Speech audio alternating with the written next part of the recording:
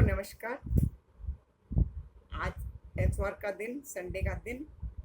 आज एक वीडियो बनाने का मन है। आज हमारा रियल टाइम सोशल का स्टोरी टेलिंग सेशन हुआ और जिसमें बच्चों ने और टीचर्स ने बहुत अच्छी अच्छी स्टोरी सुनाई। तो आज हमने सोचा हम एक वीडियो भी बना देते हैं सेशन के बाद।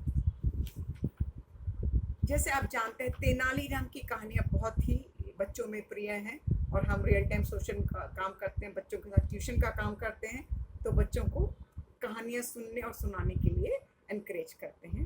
तो ये कहानी है, कहानी का शीर्षक है बहुभाषी विद्वान। यह बात उन दिनों की है जब राजा कृष्णदेव राय के दरबार में रहते तेनालीराम को काफ़ी अरसा गुजर चुका था और उनकी विद्वता की कहानियाँ दूर दूर तक फैल चुकी थी। एक दिन की बात है कि राजा कृष्णदेव राय के दरबार में एक अत्यंत विद्वान ब्राह्मण आया। उसने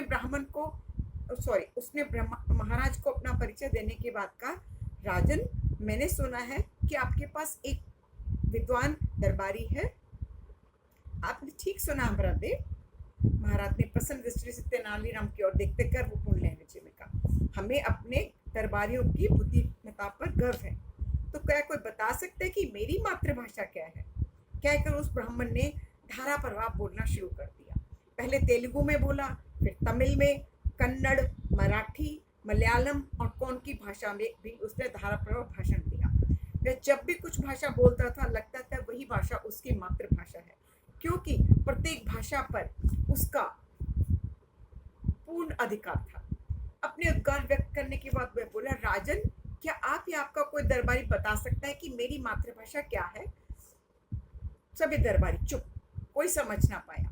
महाराज ने तेनालीराम की ओर देखा, तब वे अपने स्थान से उठे और बोले, महाराज, मेरी प्रार्थना है कि इन विद्वान अतिथि को कुछ दिन अतिथि गृह में ठहराएं तथा मुझे इनकी सेवा का अवसर प्रदान करें। ऐसा ही किया गया। तेनालीराम उसी दिन से उनकी सेवा में लगे। एक दिन जब अतिथि एक वृक्ष के नीचे आसन पर बैठे थे, पांव छूने के बहाने तेनालीराम ने उनके पांव में कांटा चुभा दिया। पंडित जी दर्द से छटपटाए और तमिल भाषा में अम्मा अम्मा करने लगे। तेनालीराम ने वैद्य को बुलाकर तत्काल उनका उपचार कराया।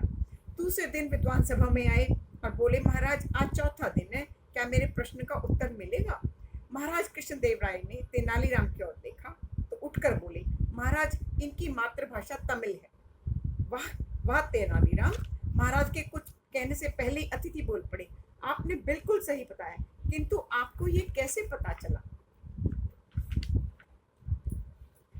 हे सम्मानित अतिथि, आपके पांव में जब मैंने कल कांटा चुभाया था, तब आप तमिल भाषा में अम्मा अम्मा पुकार रहे थे। इसी से मैंने अनुमान लगाया कि आपकी मातृभाषा तमिल है, क्योंकि जब व्यक्ति किसी दुख, तकलीफ या संकट में होता है, तब आडंबर छोड़कर अपने वास्तविक रूप में आ जाता है और अपनी स्वाभाविक भाषा में अर्थात मातृभाषा में अपनी माँ और परमात्मा को याद करता है। वही जानने के लिए मैंने जानबूझकर आपके पांव में कांटा चुभाया था। इसके लिए क्षमा प्रार्थी हूँ। आप धन्य हैं तेनालीराम, आप वास्तव में विद्वान और कुशाग्र व्यक्ति के हैं, कुशाग्र बुद्धि वाले हैं। महाराज, मैं तेनालीराम के उत्तर से संतुष्ट हूँ। अतिथि के श्रीमुख से यह सुनते ही महाराज कृष्णदेव राय ने तेनालीराम को अपने गले का कीमती हार उतारकर भेंट स्वरूप दिया। दरबारियों ने भी उनकी बुद्धि की भूरी भूरी प्रशंसा की। इस प्रकार तेनालीराम ने सभी दरबारियों की लाज रखी।